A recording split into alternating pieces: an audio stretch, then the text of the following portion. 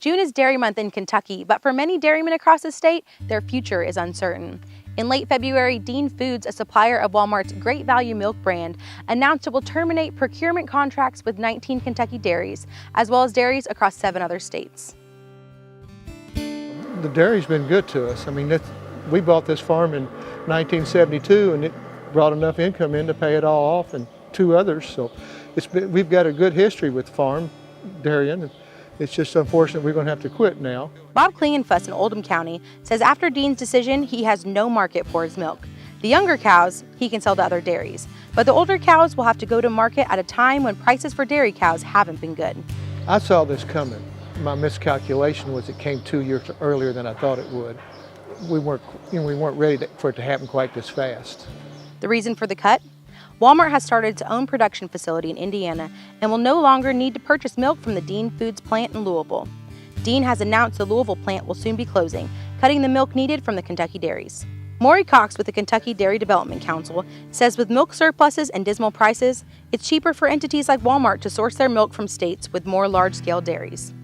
This is a kind of a progression that's been occurring over the years. We have seen less Kentucky milk and more out-of-state milk being hauled in. We've been selling milk to Dean since 1990, which I guess that's roughly 28 years. They canceled our contract at a time when it was going to be so difficult to find another market. John KALMEY's family has been in the dairy business since 1922 and have milked on their Shelby County farm since 1948. Dean gave KALMEY and the remaining dairies a cutoff deadline until the end of June.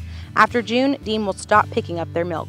If we don't have another milk market by the end of the month, we'll obviously have to sell the milk cows, and we'll probably wind up eventually selling everything. There's a lot of people who lost their market who have sons and grandsons who want to continue in the business.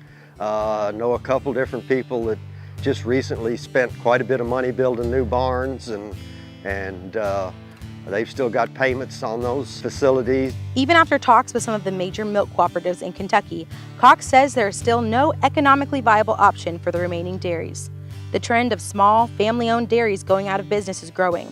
To stop it, Cox says a major change needs to be made.